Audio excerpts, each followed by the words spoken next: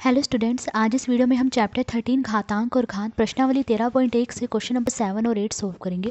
तो question number 7 देखिए, सरल कीजिए। फर्स्ट पार्ट देखिए दिया गया -4 की घात 3, तो हमें इसे सरल करना है। देखिए -4 की घात 3 का मतलब है कि यहाँ -4 3 बार गुणा हो रहा है, तो -4 को 3 बार गुणा करेंगे। तो देखिए -4 गुणा -4 गुणा -4। देखिए इसे हमने ब्रैकेट में इसलिए लिखा है क्योंकि दो निशान कभी भी एक साथ नहीं आते हैं।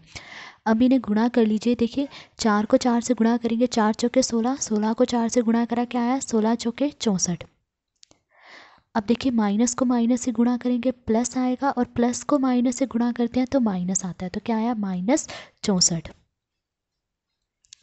सेकेंड पार्ट देखिए दिया गया है -3 गुणा -2 की घात 3। अब इसे सरल करना है, तो देखिए सबसे पहले -3 हमने ऐसे ही लिखा, फिर गुणा। अब क्या है, -2 की घात 3, यानी -2 यहाँ पर 3 बार गुणा हो रहा है, तो -2 को 3 बार गुणा करेंगे। तो देखिए -2 गुणा -2 और गुणा -2। अब इन सबको गुणा करना है, तो देखिए 3 को 2 से गुणा करेंगे, 3 दूनी 6, 6 दूनी 12, 12 दूनी 24, तो क्या आया 24। ठीक है, अब माइनस को माइनस से गुणा कर देंगे प्लस आता है, प्लस को माइनस से गुणा करेंगे माइनस आएगा, और माइनस को माइनस से गुणा करेंगे तो प्लस आएगा, तो यानी प्लस के 24, जिसके साथ कोई निशान रहा यानी वो प्लस का है, तो आंसर क्या आया 24। अब थर्ड पार्ट देखिए, -3 की घात 2 गुणा -5 की घात 2 है।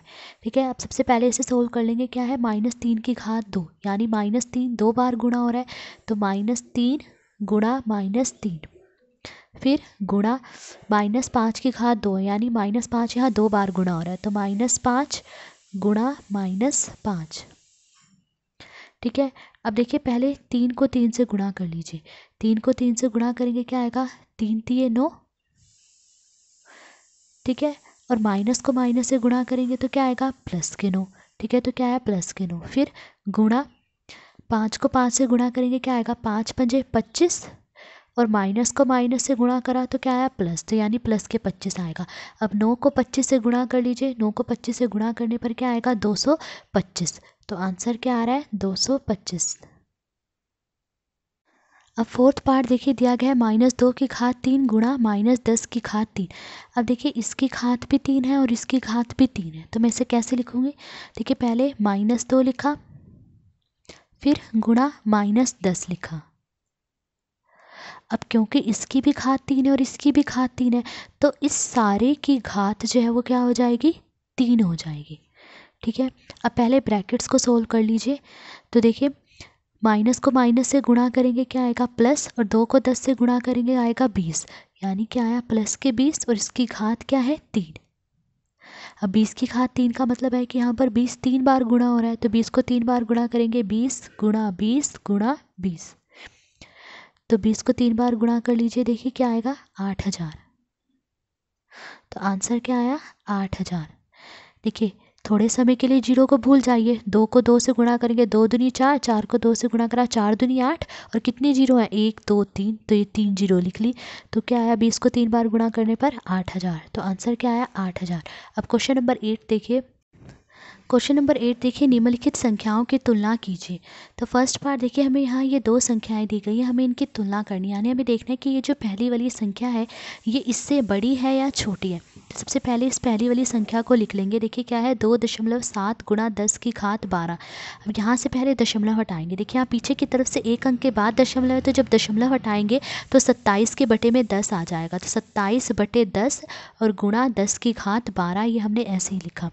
अब देखिए बटे में क्या है 10, यानी 10 से हम इसे भाग कर रहे हैं।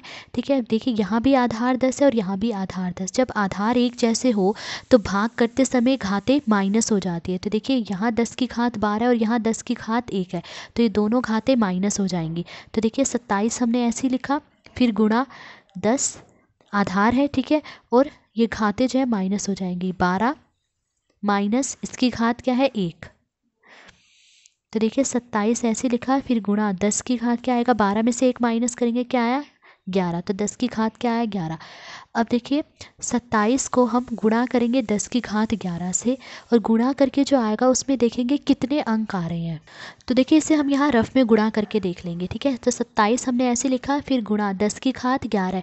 10 की घात 11 का मतलब है कि यहाँ हम 1 डालकर इसके साथ 11 जीरो लिख लेंगे, क्योंकि 10 की घात 11 है ना, तो 11 जीरो आएंगे इसके साथ। तो 1 2 3 4 5 6 7 8 9 10 11 जीरो आ गई। अब 27 को 1 से गुणा करेंगे तो 27 आएगा और फिर ये 11 जीरो लिख लीजिए, 1 2 3 4 5 6 7 8 9 10 11। तो अब देखिए इसमें कितने अंक हैं, देखिए 1 2 दो अंक तो ये हो गए, उसके बाद साथ में ये 11 जीरो है, तो 2 + 11 कितना हो गया 13। तो इसमें 13 अंक होंगे, तो इसे गुणा करके जो आएगा उसमें 13 अंक होंगे, ठीक है। अब दूसरी संख्या क्या है, 1.5 गुणा 10 की घात 8। अब इसे देख लीजिए, अब यहाँ देखिए पीछे से 1 अंक के बाद दशमलव है, तो जब दशमलव हटाएंगे तो 15 के बटे में 10 आएगा, तो 15/10 और गुणा 10 की घात 8। अब देखिए बटे में 10 है, यानी 10 से हम इसे भाग कर रहे हैं। अब देखिए यहाँ भी आधार 10 और यहाँ भी आधार 10। जब आधार एक जैसे हों तो भाग करते समय घातें माइनस हो जाते हैं। इसकी घात 8 है और इसकी घात 1 है, तो ये दोनों घातें माइनस हो जाएंगी। तो देखिए 15 ऐसे ही लिखा, फिर गुणा आधार क्या है 10 और ये घातें माइनस हो जाएंगी। इसकी घात 8 है माइनस इसकी घात क्या है 1, तो 8 - 1। अब देखिए 15 ऐसे ही लिखा, फिर गुणा 10 की घात क्या आएगी, 8 में से 1 माइनस करेंगे, 10 की घात आई 7। अब 15 को 10 की घात 7 से गुणा करेंगे और गुणा करके देखेंगे जो आएगा उसमें कितने अंक हैं।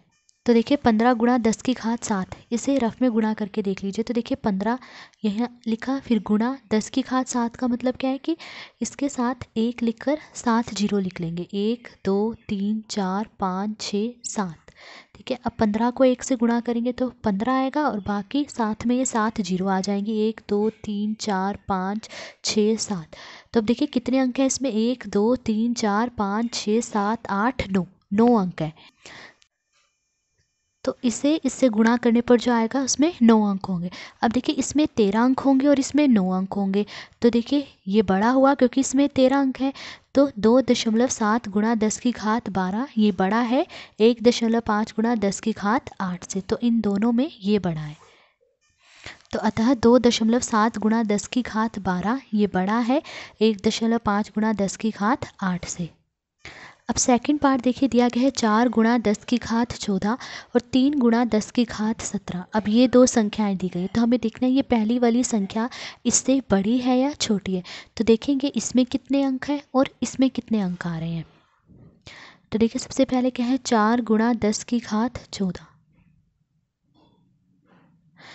तो अब 4 को गुणा करेंगे 10 की घात 14 से और देखेंगे कितने अंक आ रहे हैं। तो देखिए 4 गुणा 10 की घात 14 है, इसे रफ में गुणा करके देख लीजिए। देखिए 4 ऐसे ही लिखा, फिर गुणा 10 की घात क्या है अब 14 है, तो यानी 1 लिख के इसके साथ 14 जीरो आ जाएंगी।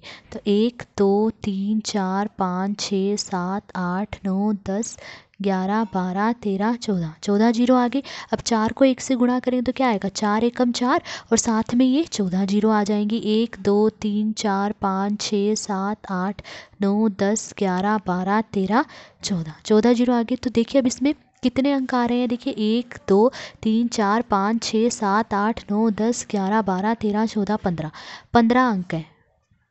तो देखिए इससे गुणा करने पर जो आ रहा है इसमें 15 अंक होंगे। अब दूसरी संख्या क्या है, 3 गुणा 10 की घात 17।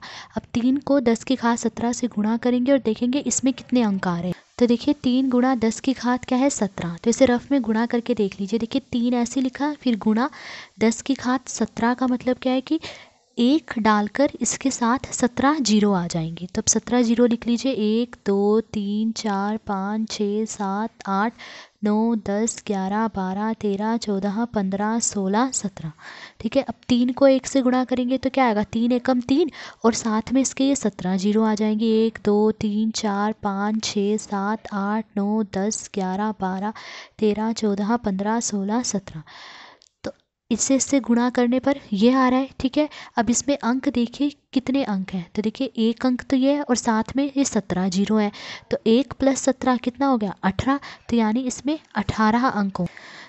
तो इसे इससे गुणा करने पर जो आ रहा है उसमें 18 अंक होंगे। तो देखिए इसमें 15 अंक होंगे और इसमें 18 अंक होंगे। तो देखिए इसमें कम अंक है, हमने पहले वाला ही देखना है। इसमें कम अंक है, 15 अंक है, तो यानी ये छोटा है इससे। तो अतः 4 गुणा 10 की घात 14 छोटा है 3 गुणा 10 की घात 17 से। ठीक है, तो आज इस वीडियो में हमने क्वेश्चन नंबर 7 और 8 सोल्व करा। अगर आपको वीडियो पसंद आई हो तो please like share and subscribe. Thank you.